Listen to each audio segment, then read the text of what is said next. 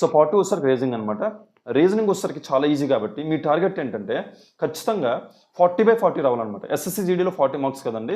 So ఖచ్చితంగా మీరు ఒక్క బిట్ కూడా మిస్టేక్ చేయకూడదు అనమాట. ఒక్క బిట్ మిస్టేక్ చేసినా మీరు నెగ్లెక్ట్ చేసినట్లే. ఎందుకంటే మీరు కష్టంగా వచ్చినవి రాంగ్ చేసినా తప్పలేదు. కానీ రీజనింగ్ అనేది చాలా ఈజీ కాబట్టి మీరు ఖచ్చితంగా రాంగ్ చేయకూడదు అనమాట. ఓకేనా?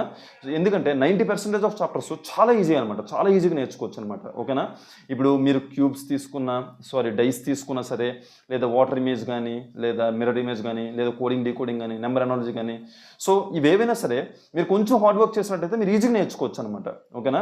సో రీజనింగ్లో కొంచెం కష్టం, కొంచెం అంటే అది చాలా లైట్ ఎఫర్ట్ మీరు ఇచ్చినట్లయితే మీరు అవి కూడా చాలా ఈజీ అయిపోతున్నాయి అంట. అవి ఏంటంటే ఇప్పుడు సిట్టింగ్ అరేంజ్మెంట్ కానీ, ర్యాంకింగ్ కానీ, బ్లడ్ రిలేషన్ కానీ, ఇవేంటంటే ఇవి కూడా చాలా ఈజీ అనమాట. కానీ ఏంటంటే కొంచెం ప్రాక్టీస్ ఉండాలి. ప్రాక్టీస్ లేకపోతే అక్కడ మనం టైంలో పెట్టలేమన్నమాట. ఓకేనా? సో అవి ఏవైతే ఆ 3 చాప్టర్స్ ఉన్నాయో అవి కొంచెం అప్పుడప్పుడు రివైజ్ చేస్తూ టెస్ట్ రాస్తూ ఉన్నట్లయితే మీకు చాలా ఈజీ అయిపోద్ది అనమాట. ఓకేనా? ఇప్పుడు రీజనింగ్కి వచ్చేసరికి మీరు ఖచ్చితంగా ప్రతి ఒక్కరు ఎస్ఎస్సికి ప్రిపేర్ అయిన వాళ్ళు ప్రతి ఒక్కరు టెక్స్ట్ బుక్ యాప్ అనేది ఖచ్చితంగా తీసుకోండి. ఓకేనా?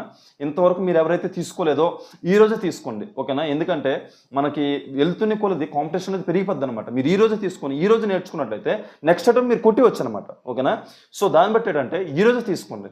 ఇప్పుడు ఆ టెక్స్ట్ బుక్ యాప్ వచ్చేసరికి మీరు ఎలా ఓడతారంటే మీరు ఒక చాప్టర్ నేర్చుకున్నట్లయితే, సింగిల్ చాప్టర్ నేర్చుకున్నట్లయితే మీరు వెంటనే వెళ్ళి ఆ టెక్స్ట్ బుక్ ఓపెన్ చేసి అక్కడ చాప్టర్ టెస్ట్ ఉంటుంది అనమాట. ఆ చాప్టర్ టెస్ట్ వచ్చేసరికి ఎస్ఎస్సి జీడీ ప్రిపేర్ అయిన వాళ్ళు ఏంటంటే ఎస్ఎస్సి జీడీ రాయొచ్చు, ఎస్ఎస్సి ఎంటీఎస్ రాయొచ్చు, ఎస్ఎస్సి సిహెచ్ఎల్ రాయొచ్చు.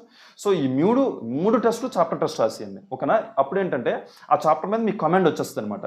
సో మీరు అలా చేస్తూ వెళ్తున్న కొద్ది ప్రతి చాప్టర్ కంప్లీట్ చేసి ప్రతి చాప్టర్ అయిపోయాక ఇప్పుడు ఏంటంటే సెక్షనల్ రాయండి. ఓకేనా? సెక్షన్లో మీరు రాసినట్లయితే మీరు చాలా ఈజీగా ఒక 3 monthsలో మీరు పికప్ అయిపోగలరు అనమాట. అండ్ మీరు అది మాత్రం మర్చిపోకండి, టెస్టులు మాత్రం సెక్షన్లు రాస్తూ ఉండండి అనమాట. రాస్తూ ఉన్నట్లయితే మీ స్పీడ్ పెరుగుతుంది, అక్యురసీ పెరుగుతుంది, స్పీడ్ పెరుగుతుంది, అన్నీ పెరుగుతాయి అనమాట. సో ఇంకేంటంటే మీకు ఎంతవరకు జీరో నాలెడ్జ్ ఉన్న వాళ్ళైతే మీకు హిందీ అర్థమైనట్లయితే మీకు యూట్యూబ్లో మీరు ఏది చూసినా మీకు అర్థమైపోద్ది అనమాట. చాలా వీడియోస్ ఉన్నాయన్నమాట. అట్ ది సేమ్ టైం మీకు హిందీ ఎవరికైతే అర్థమవుదో వాళ్ళు కోచింగ్ సెంటర్ జాయిన్ అవ్వడం బెస్ట్ అనమాట. మీరు ఆఫ్లైన్లో జాయిన్ అవ్వలేనట్లయితే మీరు ఆన్లైన్ కూడా మీరు తీసుకోవచ్చు అనమాట. సింగిల్గా రీజనింగ్ కోర్స్ కూడా ఉంటాయి అనమాట. అలా ఉన్న కోర్సెస్ కూడా ఉన్నాయన్నమాట. మీరు అవి తీసుకోవచ్చు అనమాట. సో మీరు ఖచ్చితంగా ఈరోజే తీసుకోండి. మీరు డబ్బుల గురించి ఎప్పుడు ఆలోచించొద్దు అనమాట. చదువు విషయం వచ్చేసరికి మాత్రం డబ్బుల గురించి ఎప్పుడు ఆలోచించకండి. ఇప్పుడు మీరు 1000 రూపీస్ మీరు పెట్టినట్లయితే మీరు నెక్స్ట్ నోటిఫికేషన్కి మీరు రెడీ అయిపోయి మీకు జాబ్ కూడా వచ్చి అనమాట. ఓకేనా?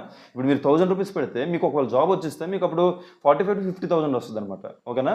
సో ఈ 1000 రూపీస్ గురించి ఆలోచించకుండా ఎవరైతే ఇంతవరకు జీరో నాలెడ్జ్లో ఉన్నారో ఈరోజే కోచింగ్ సెంటర్ తీసుకోండి.